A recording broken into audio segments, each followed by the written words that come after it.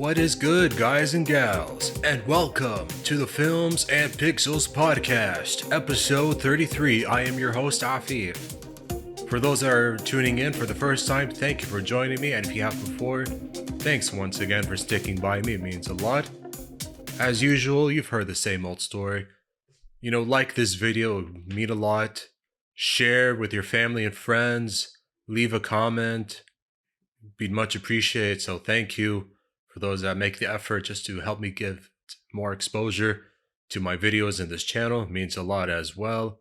So again, thank you so much, and subscribe. I'm not going to stop saying it. Please subscribe if you haven't before. This is a public service announcement. Please subscribe to my YouTube channel and you can get more episodes. Thank you. All right, back on track. So I've got plenty of topics, but despite the fact that I've got a lot written and fact finding and all that good stuff, I'll try to shorten it in some ways. But yeah, first, break down the details of Adidas and Beyonce ending their partnership. Yeah, that's right, no more Adidas and Beyonce. Also, Steam ending support for old Windows OS like Windows 7, 8, 8.1. No big deal, not a big shock. Also, a former Marvel executive preparing for a lawsuit. Oof, that's a big one. Also, box office drama regarding Shazam: Fury of the Gods. Disney laying off employees from their Metaverse division, as well as EA Games also laying off 6% of their workforce. Yeah. Oh my god. I mean, can't say anything good about the economic situations of these companies. I mean, they're big brands, but it's concerning, the layoffs that they've gone through. But, regardless, I'll do my best to break it down with all the information I've got. So please stick with me for the Films and Pixels podcast, episode 33. All right, guys and gals, first topic. Adidas and Beyonce are no more. Their partnership has officially ended. Now, here's the thing. The reasons are not exactly shocking. The sales have been less than expected results, I should say. The Ivy Park line apparel has fallen below sales expectations. Now, let me make sure you all know the Ivy Park clothing brand, founded by Beyonce, did start in 2016, and then 3 years later, she partnered with Adidas as well. So that's actually pretty cool. But it seemed like it came to an end quickly. I think so what happened is that the merchandising in 2021 was at $93 million, and then it fell below to $40 million. So that's below the $250 million sales projections. So this is kind of one of the reasons. And, I like how, this idea came up for it. It's a passion project, so to speak. It did the Ivy Parkwood clothing brand. Obviously, it came from the name of her daughter, Ivy, and then, or Blue Ivy, I think, and then the neighborhood of her childhood area she grew up in Parkwood. So I think that was pretty good. With items selling between $25 to $250. I mean, expensive or not, I think that's always subjective, but regarding when you take into consideration name and the brands and collaborations, quality of the material, clothing items, shipping costs, taxes, all that sort of stuff, it sort of makes sense. And it's sort of a strange timing for Adidas, just coming off of splitting up with Kanye West due to his anti-Semitic comments he made, and that cost Adidas $1.3 billion losses in sales as well. So that's kind of strange. And Adidas supposedly might lose $433.5 million in sales. I think it happened in March. So a lot of money has been flushed, to say the least, because of what's happened. With Adidas and recent collaborations with major music superstars like Beyonce and Kanye West. So that's kind of the weird thing. And analysis for Morgan Star Research, David Starr, David Schwartz, I should say, saying that the main takeaway from this situation is that it highlights Adidas' inability to find a celebrity partnership that is any close to the relevance of Yeezy. Oof. It's almost as if this guy is saying that a partnership as big as Kanye West is hard to find. I mean, this is Beyonce, like one of the biggest R&B pop superstars of all time. Like, come on. I mean, some say that she's more favorable and maybe more successful, but that's, I guess, subjective as well. But as well, no, this way, it is a creative difference, sort of, but at least now, like, Beyonce has her own control. She's now in control of what now she can do and say with the Ivy Park brand. So that's pretty cool. And also as well, like, she did like a concert, I think, early January, some overrated city, I forgot where it was. But yeah, and like sales of the brand tumbled down to 50% like in 2022. So at least they'll recover. I mean, she does have other partners in terms of fashion with like couture collection design. So like a French brand like Balmain, so, and part of it has inspired her 2022 album that released in the summer, Renaissance, which has really topped the charts. And I think she got awards in it just a month or two ago in the Grammys. So that's pretty cool. That's pretty successful. Well, yeah, despite the split between Adidas and Beyonce, it seems like from there, I mean, the Ivy Park brand will be in a healthy spot. It'll likely be in a good position financially. But I mean, it's Beyonce. She won't go broke anytime soon since, I mean, she has already other collaborations and really well connected to other businesses and not just music, fashion, obviously, as well. So I think both Adidas and Beyonce will be fine. But yes, even though Adidas losing a lot of money from both the fallout of Beyonce and Kanye West, they'll recover some ways, especially since they're endorsing a lot of athletes, especially a lot of NBA players as well. All right, so it turns out Steam will no longer be functioning on Windows. Whoa, hold on. I got you there. No, of course it's going to be functioning on Windows. Still operating on Windows 10 and Windows 11. However, it's actually Windows 7, Windows 8, and Windows 8.1 that functionality will officially be stopped. Yeah, that's right. Steam did announce that by the time the calendar shifts to 2024, support for those old Windows OS will officially stop. So, yeah, I mean, like, it's simply not going to work, and that's totally fine. I mean, clearly advancements in software, I mean, it's natural as well, especially for games that rely on more powerful gaming PC hardware as well. And so that's not exactly shocking there. And there's a quote that I found. This change is required as core features in Steam rely on an embedded version of Google Chrome, which no longer functions on older versions of Windows. Valve said of the reason behind the move. In addition, future versions of Steam will require Windows feature and security updates, only present in Windows 10 and above. Although support won't end until 2024, we strongly encourage all Windows 7, 8, 8.1 users to update sooner rather than later. So yeah, there's like sense of urgency, like get new laptops, update your computer software. It would be nice if like games that came out for those old Windows OS to like hopefully function in a forwards compatibility way, you know what I mean? But I have no doubt that's solvable. Hopefully there isn't like one of those games that like still works only on Windows XP or Windows 7. That'd be really tough, especially if there's a game that that's like an all-time classic. Whatever you can think of, hopefully it still works on Windows 10, Windows 11, but I doubt that's a problem anyway. I still think that's still important just to mention.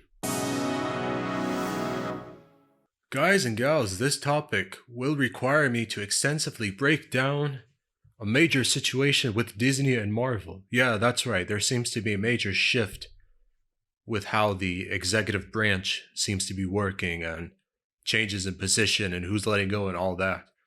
Not too long ago, a woman who was credited as co-producer on the very first Iron Man film back in 2008 and has worked with Marvel Studios for the last 17 years, all of a sudden lost her job.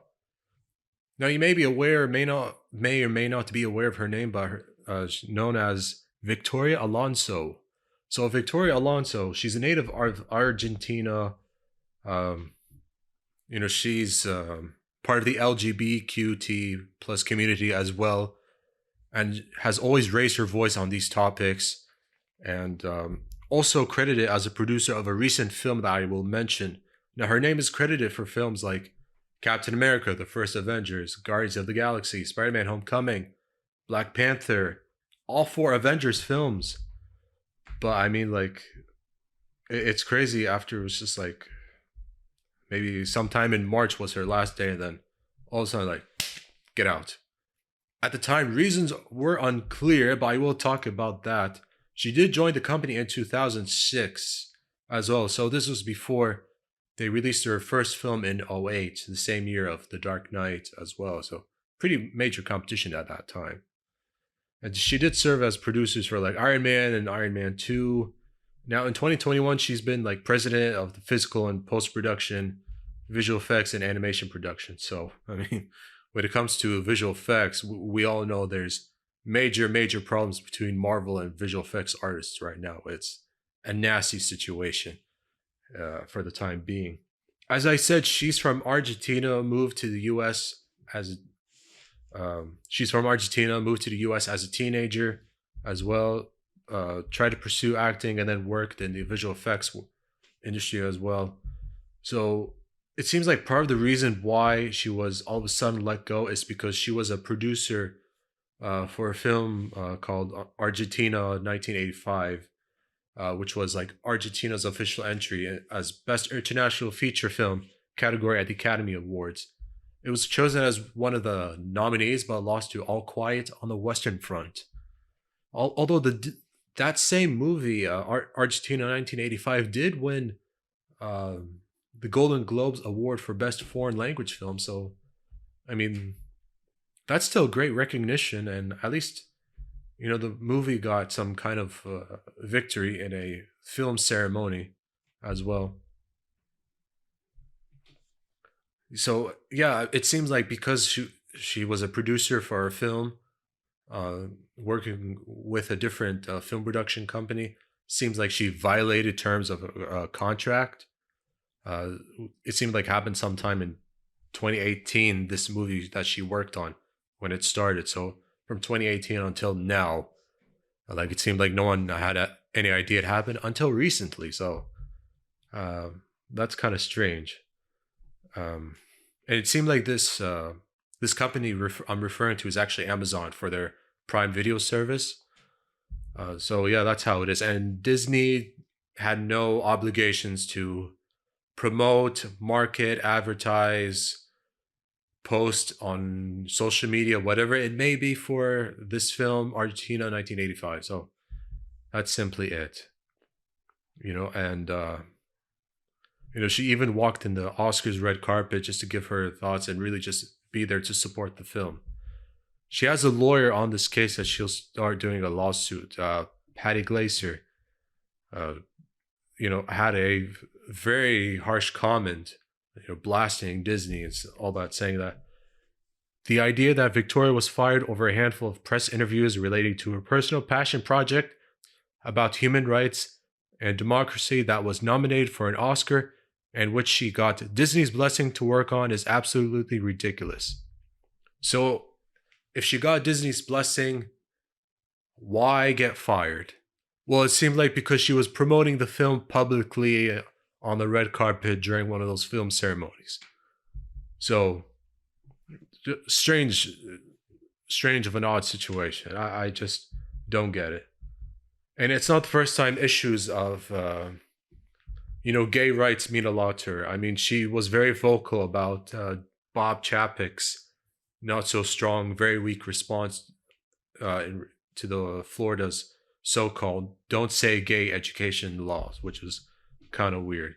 Has been a vocal of human rights and diversity issues, and accepted the award, the GLAAD Award in Los Angeles, and also spoke about saying like, please think about your families, stand against crazy outdated laws, be a spark of humanity, and all that good stuff.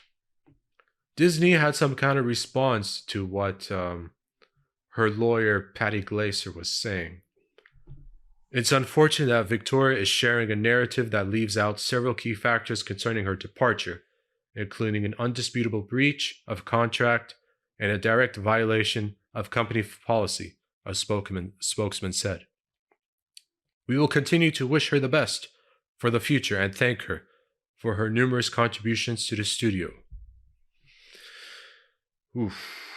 Yeah, this is weird, especially at a time when Marvel not doing so hot right now with Ant-Man and the Wasp: Quantumania, as well as coming out under criticism for their visual effects works and movies and TV shows on Disney Plus as well. At least she does have a memoir coming out called Possibilities is Your Superpower. So that's really cool, really great. Which like brings up her story and her upbringing of growing up in Argentina and so forth, and finding her way in Hollywood and all that good stuff. So finding herself in the middle of a saga between like three companies and Disney and Marvel and Amazon, all this just to promote a film that means a lot to her, that's really a passion project. I mean, I don't know why we all can't just get along. And like I said, if she got Disney's blessing, why did she breach violations of her contract? What kind of violations of her contract did not go her way with Disney or with Amazon and so forth? So, I mean, I think this situation, this lawsuit is worth keeping an eye on in the near future. Since Shazam Fury of the Gods was released in theaters, it hasn't been doing so well, it hasn't been doing so hot either.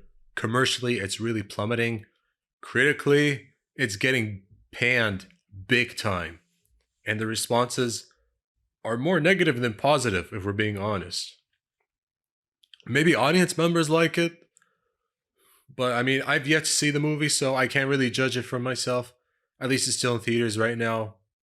But as someone who did see Shazam film from 2019, and I really, really like that movie, it's sort of strange, just to see the situation as it is. I don't know how a very good comic book superhero movie like Shazam from 2019 and then the sequel just plummeted and bombed. Although, in my opinion, I think a lot of that has to do with the DCU films direction that it's going, since Fury of the Gods is technically a DCEU, or in other words, DC Extended Universe movie. And since that whole project and that whole film universe is being completely scrapped, I think this is why it's sort of like one of those what's the point anyway sort of thing. Whereas I think some people should just think if it's a really good film, then go ahead. But if it's not generally, then it doesn't matter. And especially since critical scores got like a 68% drop, like in the 60s, which is just kind of as bad as Batman v Superman, at least the theatrical cut. I mean, the Ultimate Edition is a better film. Suicide Squad like got 71, so whatever. At least that's still not good results. It did open with a $30.5 million opening in the weekend, which is not very good. Whereas the first film got like 53 million. So the Shazam 2019, $53.5 million opening weekend in the box office. And then it still made more money. And then I think globally, like in the US, that film got 141, but 366 million globally. Doesn't sound like a lot, but I mean, better numbers compared to what's going on right now for Fury of the Gods. not off to a good start as well. One of the weaker films of the DCEU since Man of Steel. And, this is like post pandemic, post COVID-19 pandemic sort of thing. So that hasn't really helped as well. Whereas like grossing $102.4 million with 46.3 from the US and 56.1 across the globe in major markets that's been released, except in France. Why it's not released in France, I don't know. I won't get into it and whatever. Maybe it'll make it to the $100 million range, but 200 million? No, it's not likely at all. And that's kind of embarrassing. But I mean, like, and its second weekend did get 9.7 million, but it also doesn't help that John Wick 4, which is getting major critical acclaim and getting so much praise, is like, that movie is crushing it. It is owning the action film scene in the box office in movie theaters right now, or at least it's coming soon. But it sounds like there's a lot of positive reaction to John Wick Chapter 4, so that's at least a good thing. And it is kind of lower compared to like Wonder Woman 1984. I should say Fury of the Gods is lower than like Wonder Woman 1984 and Suicide Squad and all those problems. So, I mean, crazy when you think that the first movie had a 90% Rotten Tomato rating, and then like this one, 51%, which is abysmal, very discouraging, alarming as well. Makes me wonder what exactly went wrong and how, like, what did it not capture the same spirit as the first film? I can't really say. You know, even like other DC films, like Joker made 1.07 billion, and the Batman, the one with Robin Pattinson, March 2022, made 767.5 million. And those are like at least known as DC Elseworlds films. So, oof, not very good. Not very good right now for the DC Extended Universe. But then again, we all know that's eventually going to get scrapped. If that's what's happening right now with this film, who's to say The Flash in June will be any better, right? I was kind of hoping with Bob Iger back. Yeah, as I was saying, with the hopes of Bob Iger now back as Disney CEO, it would have been nice to know that there's still some good vibes going on. Everything is better again.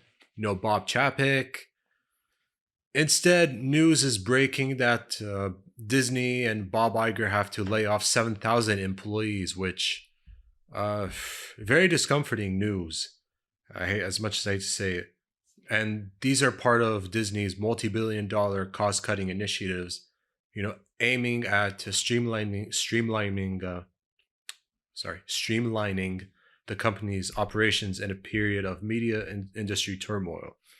So yeah, a memo was obtained by CNN saying that layoffs would come in 3 waves. So first wave already occurred.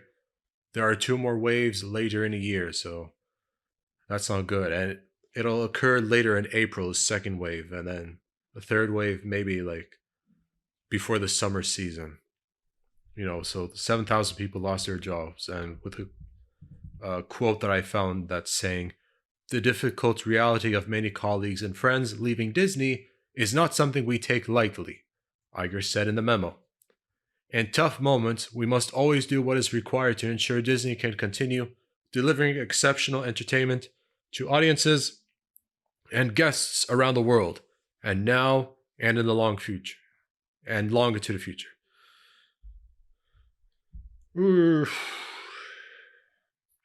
Tough, but I'm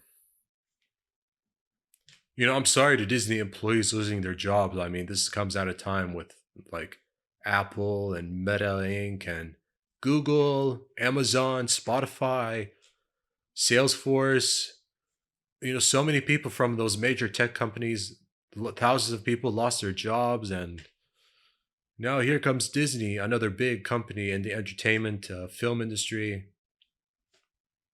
Now being forced to lay off employees, and 7,000, that's not a small number. Like, now all those people that lost their jobs so sudden, and I don't know if there were any backup plans for them, but now they're in a situation they have to look for jobs somewhere else. But at least having Disney in their CV is a pretty good look on them. So hopefully they can quickly get back on their feet. All right, so last topic. At least the recent situation with Disney wasn't enough. Now EA Games has to be one of those other companies that are now laying off 6% of their global workforce, which is between 700 to 800 people. Now, yes, I am talking about the same EA from, games like The Sims and Titanfall, Apex Legends, FIFA, Madden, the sports games, uh, responsible for publishing the recent remake of Dead Space, which has gotten a lot of positive critical reaction, and Dragon Age Crisis. I mean, the list of popular games from EA goes on. Need for Speed, one of them as well. I mean, they have a pretty good catalog of games and popular IP under their portfolio, despite not always having such a great reputation, probably being greedy, corporate greed, especially what happened with Star Wars Battlefront 2 back in 2017 with the microtransactions. But then again, the whole microtransaction saga has been around for quite some time when it comes to full played or full priced games that are not free to play. But that's a different topic. Oh yeah, anyway, it's supposedly the layoffs come just to for the company to drive greater focus across our portfolio, whatever that means. Writing that publisher has taken a look at its upcoming projects, restructuring some team, and even review their real estate footprint. Okay, uh, whatever that means. I mean, what do they mean by like real estate reviewed their real estate footprint? I mean, either I'm not understanding something, or I know what real estate is. I'm just like maybe cut down location cost just to pay for the rent of their headquarters, or something like that. Or oh, clearly I don't know what I'm saying here, but moving on. Yeah, a quote from CEO Andrew Wilson saying, as we drive greater focus across our portfolio, we are moving away from projects that do not contribute to our strategy, reviewing our real estate footprint, and restructuring some of our teams. These decisions are expected to impact approximately 6% of our company's workforce. This is the most difficult part, and we are working through the process with the utmost care and respect. Where we are providing opportunities for our colleagues to transition onto other projects. Where that's not possible, we are providing severance pay and additional benefits such as healthcare and career transition services. Communicating these decisions began early this quarter, and we expect them to continue through early next fiscal year. Wow, okay, so, well, let me find that part saying we are working through the process with utmost care and respect. Is there any sort of utmost respect and care about firing roughly 800 employees that are now losing their jobs? There's nothing called utmost respect and care about getting fired from your job when you're told that you will no longer being employed by your company. They're like, bye bye, see you later. Get out. You're done. We can't pay you or don't want to pay you. Shit like that happens. Whether the salaries were high or not, you're done. You're out. Sorry, but I mean, that sucks. So it's awful that early 2023 EA employees lost their jobs. It sucks. But yeah, like I said, it's just as a result of the EA like cutting their costs and moving away from projects that just simply don't align with their goals, which has affected people in the role. And yeah, and like the gaming industry has sort of suffered a bit of a slump in 2022. In a way, I do believe that COVID sort of played into it, but at least like, EA does have other games, not just in console, but in mobile, including like popular Apex Legends Mobile and Battlefield Mobile. And yeah, I should mention Battlefield as another popular IP in their portfolio. Although I do think that Battlefield 1 and Battlefield 5, sort of, putting the Battlefield franchise sort of in the right direction. Maybe some people have divided opinions on Battlefield 5, but it's Battlefield 2042 that has not made a good impression at all since launch, and for technical reasons. Like Battlefield 2042, not a good place since the beginning, even though there have been efforts to be made and fixed. But as for Titanfall 1, I think went offline, but Titanfall 2, even though I think like not a lot of heavy multiplayer activity, but maybe still somewhat active. In comparison to maybe other Call of Duty games, but it's still somewhat alive, but at least the single player campaign of Titanfall 2 is very much loved. And I can personally say, like, one of the very best single player campaigns for a first person shooter that came out in the previous console generation. That was so good. I couldn't believe how much fun I had. That was so good. But even like EA was also trying to look for a buyer to help them go through a merger. Supposedly we're approached by Disney and Comcast, but those discussions with those two companies broke down. So, whatever, it is what it is. But as for the merger, I think it'll happen, but the layoffs, tough to see, tough to look at. All right, guys and gals, that pretty much wraps it up for the Films and Pixels podcast, episode 33. For those of you that have tuned in from beginning to end, thank you so much. I really do appreciate the time you have given, wherever you are in the world, from your day, from your night. It means a lot to me. Thank you. Thank you so much. And once again, please do not forget to subscribe, to like, leave a comment below, follow my social media pages. It means a lot. Your follows and likes and whatever helps boost me, helps boost the page, helps boost the channel. So again, thank you so much. If you subscribe, you can look forward to more episodes of this podcast, of this show. Thank you so much. Good day and good night.